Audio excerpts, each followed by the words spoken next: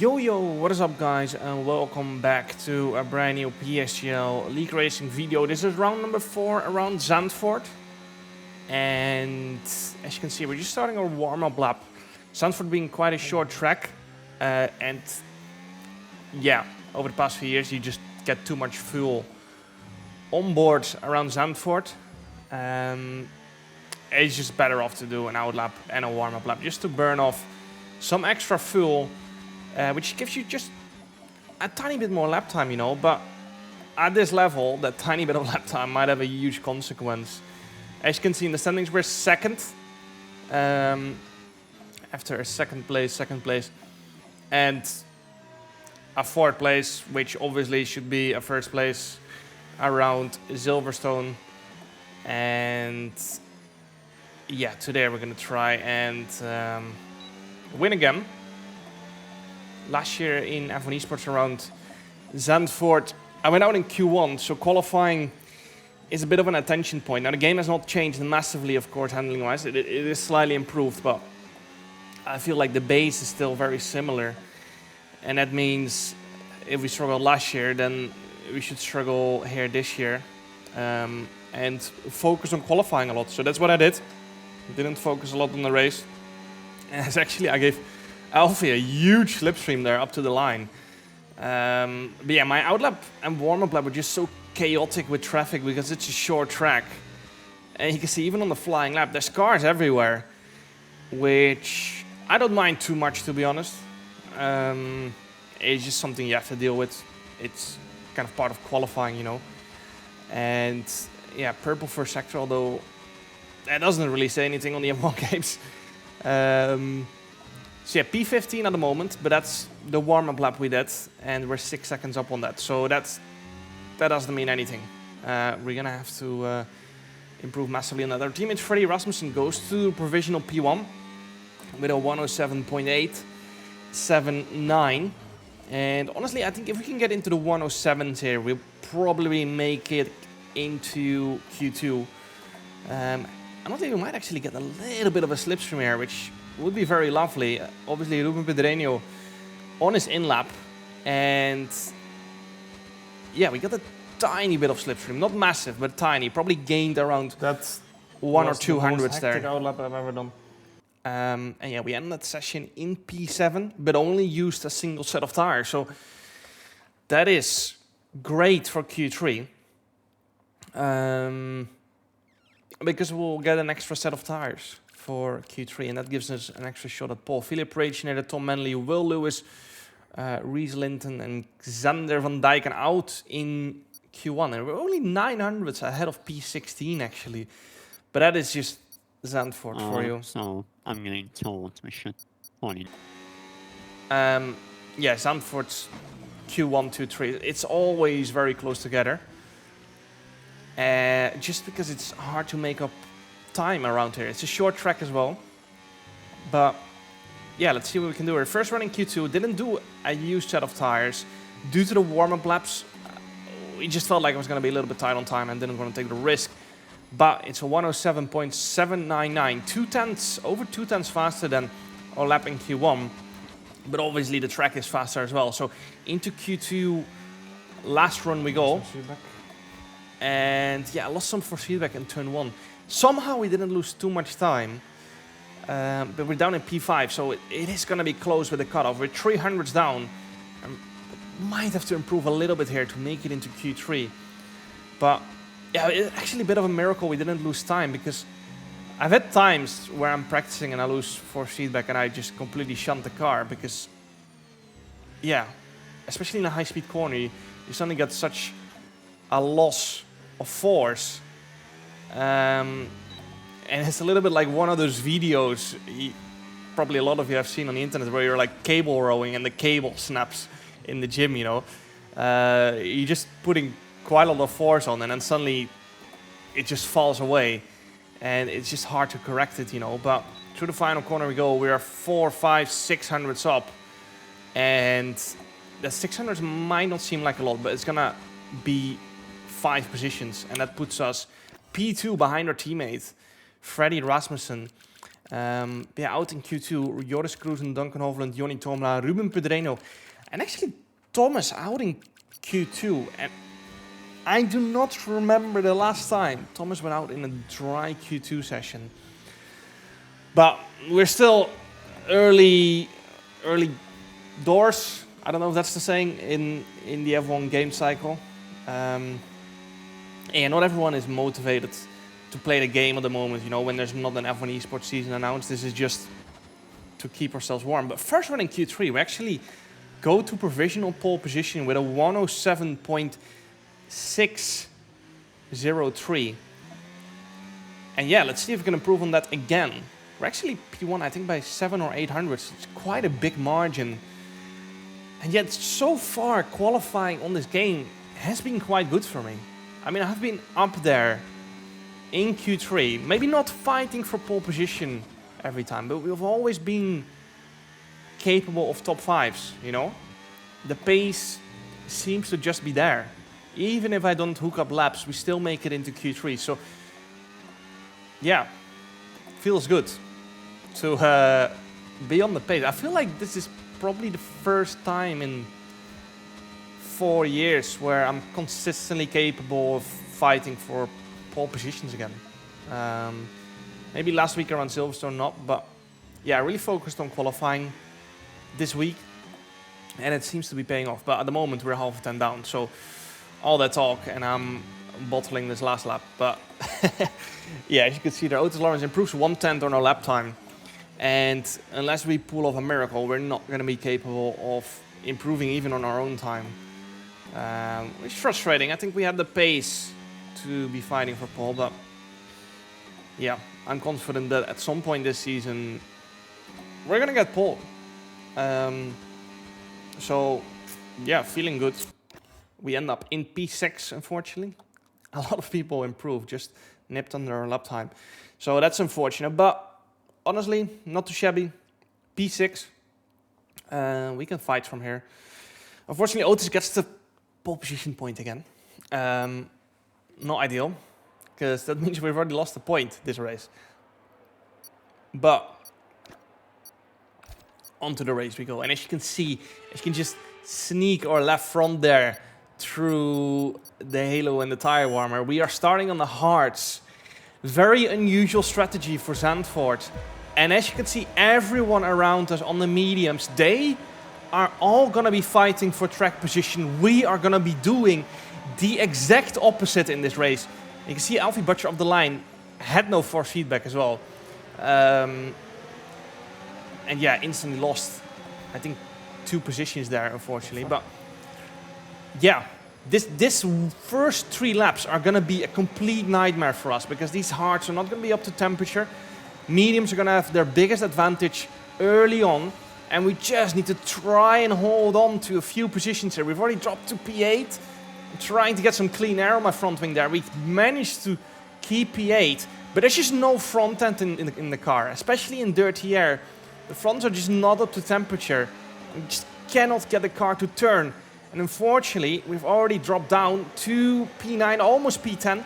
We managed to just keep Thomas behind for another few corners. And honestly, probably is going to get past us in the next 2 laps. But we just need him to slow down a little bit, you know. We just need to hold them off as long as we can because the advantage will disappear slowly. Hard, less medium.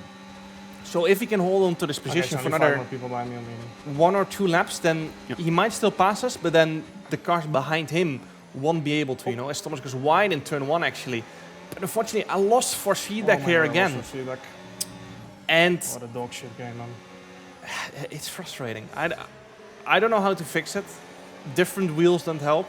So to me, it just seems like a game issue. And a while ago, EA confirmed to me it was a game issue, but nothing has been done to fix it. And I'm not the only one with the issue. I often see in YouTube comments, you know, you're the only one that seems to have the issue, but it's just not. It's just everyone who has the same wheel has the same issues. I mean, not everyone, but I've heard multiple people having the same issues, and we just saw that at the start with Alfie as well, you know. But Julian there in the chicane having a little moment with Ulas ahead. And that gives us the opportunity to get past again up to P9. Yeah, not a great opening few laps.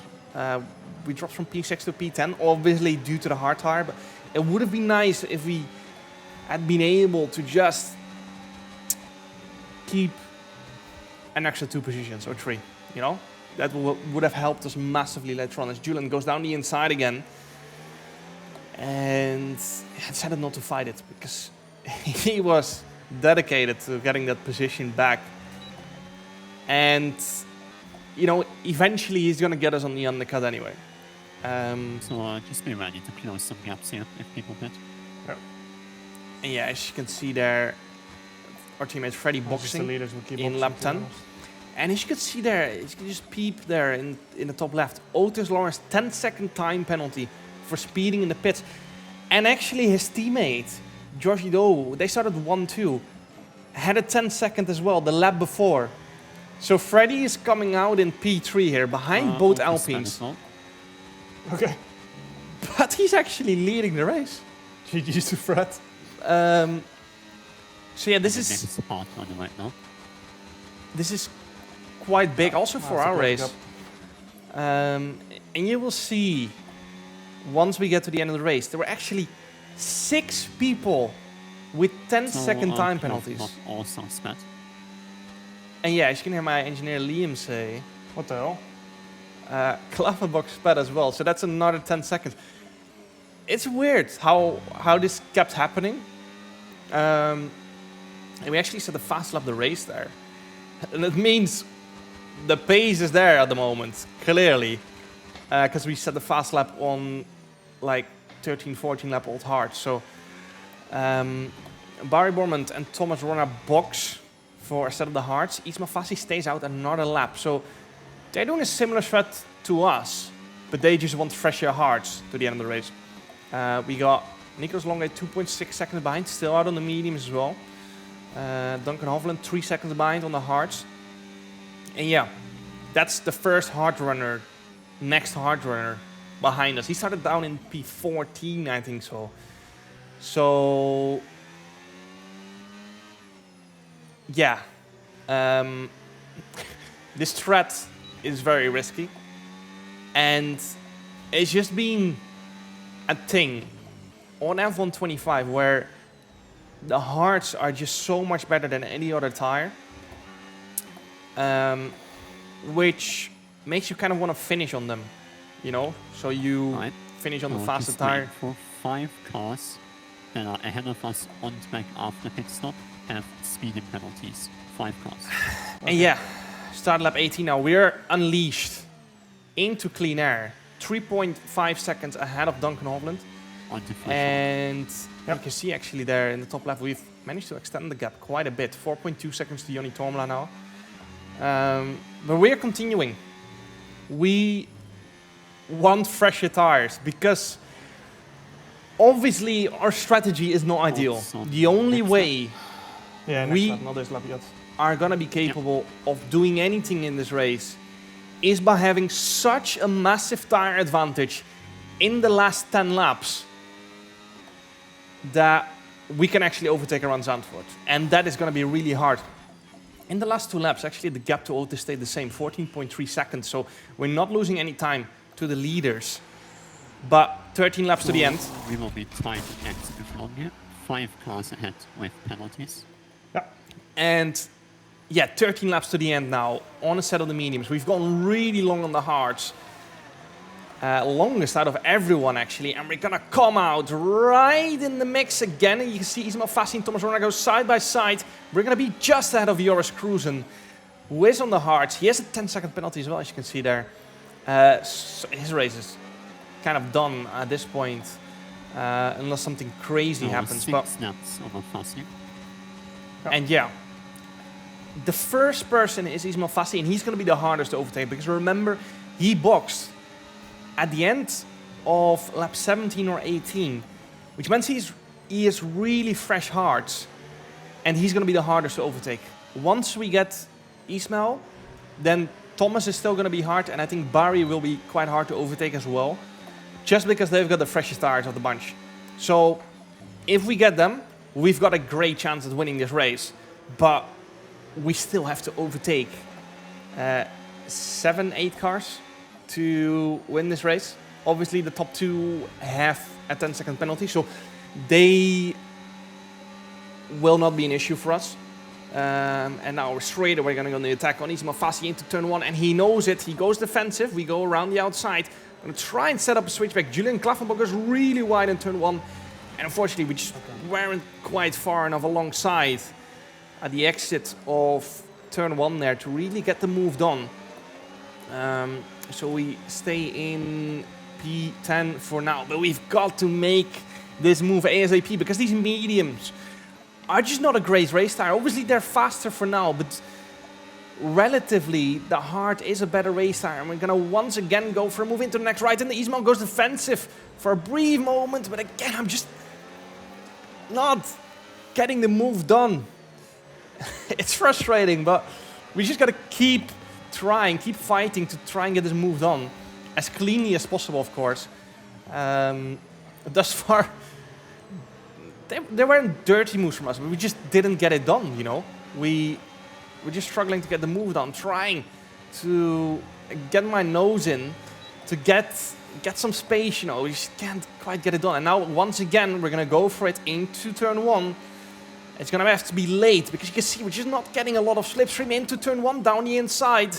And Ismail's gone wide, and this gives us the opportunity to get the move done into turn number 2 and 3, up to P9 we go. And that was probably going to be the hardest move. We got Thomas up next, on the hards as well.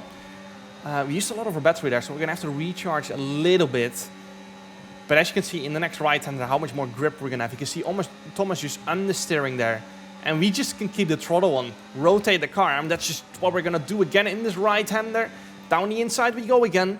Thomas leaves us the space. And now this is going to be the outside for the next left-hander. So that makes it a little bit tough. But we're going to get a nice bit of clean air on our front wing on the exit. And that gives us the momentum to get the move done up to P8. And now we got Ola Zuzildrim up next. I think he boxed in lap 14 or 15. Something like that. So let's see if we can make another move on the next straight. We get a good run out of the final corner. And we just seem to have a slightly more straight line speed as well. A little bit of, I think, rubber banding, it's called. On the straight there, but we get the move done up to P7. Julian Klaffenbach up next. He boxed quite early as well. Remember, he was pushing hard in that opening stint, but just couldn't quite get the undercut on the leaders. I think so. So, yeah, we recharged a little bit of our battery on the last lap, even though we got 2 moves done. So that is good. We need to recharge again. And again, you can see how much time we gained through the right-hander there. And we're going to try and do the same for this one. We got a lot of dirty air, of course, relative to Julian, because he had quite a big of a gap ahead of him, which gives us the opportunity to brake late into the right-hander. And up to P6 we go. Barry Borman with a 10-second penalty as well ahead of us. See if we can get the move done. Perhaps into turn 1. That would be perfect timing. We spent too long behind Ismail. So if we get stuck once more, we will not be capable of winning this race anymore, because these mediums will just fall off the cliff too much in the coming few laps. Let's see if we can get a move done in turn 1 straight away again. We got pretty much a full battery entering the straight. We're not gaining anything in the slipstream though, and now we go around the outside, we brake late and go all the way around the outside, and we get the move done up to P5. Alfie Butcher up next, and straight away into the left-hander. We're gonna have a little look down the inside, but we couldn't quite get the move done. Was a bit optimistic. The door open, to be honest. Yeah, Alfie went so slow in the right-hander. I guess setting up the left-hander, I got kind of surprised. And halfway through the right-hander, I decided, you know what, we can get the move cleanly done, but we just couldn't. And yeah, luckily Alfie left the space for us not to die there on the inside. So P5 it remains. But we pretty much got a full battery again entering the final corner in a second. which again is going to give us a great opportunity into turn 1. You can see how close we are, pretty much pushing him around the circuit, and we're only 1.6 tenths behind. 1.5 seconds of tire advantage. Again, slipstream is not going to do much, so we're going to have to get the move done purely on the brakes here into turn 1. We force Alfie to brake late. He misses the apex slightly, runs deep, and this gives us the opportunity into turn 3. And I think he turned off ERS quite early there, realizing we're going to get the move done there. So Up to P2 have speeding penalties. P4, and now it's between me and my teammate Freddie Rasmussen for the win, because P2 and P1 have the 10-second penalty. They will be dropping out of the points, because you can see in the bottom left how much of a train we have developed. Everyone is in DRS of each other. And yeah, this is for the win. We actually got 8 laps to go, 7 at the end of this one to get the move done. But remember what I said, these mediums, they will disintegrate fast. We will lose pace fast, and we got around 2 laps to get this move done. Otherwise we can forget it. The advantage will be too small to really get anything done. So yeah, let's see what we can do here. Using all my battery into turn 1, but unfortunately can't quite. Trying to set up the exit here. Freddy covers it off, and yeah, we have to sit back for now. Let's see if we can do something in the left-hander here. We go all the way around the outside, set up the exit, and we do get a better exit, but we just can't quite pull next to Freddy. Again, we turn off the battery and see if we can do it somewhere else. Maybe in the long right-hand, because just see, I don't have the rotation anymore that I used to have. I used to get a good run off this corner, but it just seems like the tires are starting to give in, finally. And unfortunately, we just spent a little bit too much time behind Ismail. We couldn't quite get the move done. And that is why this strategy is so hard. It's just so hard to get all the moves done fast. If you get stuck once, your race is destroyed. And yeah, if you were watching the broadcast, you would see the top, I think 14 was medium hard, apart from me. I think I was the only one who managed to get the hard medium to work. Obviously, a big part of that was down to the fact I started quite far up front. It's just not a great strategy anymore, which is unfortunate, but let's see if we can still get this win. 6 laps to go. I can pass without taking a lot of risk. And yeah, as you can hear me say, it just seems to be over. We just don't seem to be able to have the tire advantage. I still had to save a little bit of fuel as well. Oh my god, what a fucking game. As into the final corner, I lost for feedback again and nearly shunted actually. And now we're actually going to be under threat from Alfie Butcher into turn 1. We're going to go defensive. Alfie goes around the outside in turn 1. We should still have a tire advantage, but it will be maybe 1 tenth, maybe 2 tenths. It's not going to be a lot anymore. And we managed to keep the position. And yeah, we're just going to bring it home at this point in P2. Yeah, unfortunately we couldn't win, but at the same time, you know, I went into this race and starting P6, I was like, you know, let's just take a big gamble, start hard, and see if we can somehow make it work. Didn't expect it to really get it to work, but The kicks are kicking each other. it worked. It worked a lot better than I expected, to be honest, going into this race. Because if you don't make the moves early on, you know, let's say we couldn't get the move done on Ismail, then we would be stuck in P10 for the rest of the race. Yeah, I think it was worth the risk. Very lovely. We end the race in P2, 1-2 for the team as well, Good job. which is Well done. very lovely. Really lovely overtakes there. Yeah, you can see that for a brief moment actually, how far Otis and Josh dropped down. P16, P17, P18, P19, P20 for the people who got the speeding in the pits penalty. 10 seconds is a lot. I mean, it's quite a harsh penalty, I feel like, for speeding in the pits. You know, back in the day, it used to be 5. I'm not sure why it changed, but it feels a little bit harsh for speeding 5 kph, which is unfortunate for them because they obviously drove pretty much a flawless race. I guess, you know, if they didn't have the penalty, then Fred would have pushed a lot harder to try and get a move done, and maybe we would have been able to overtake, but it would have been really hard for sure. So, yeah, we are second in the championship now, 4 points behind Fred because he won the race. And we extend the gap to Otis by quite a lot, of course, by 12 points to be exact, not the same point system as Rule of 1. But I hope you guys enjoyed. Make sure to like, subscribe, and see you guys next time. Ciao.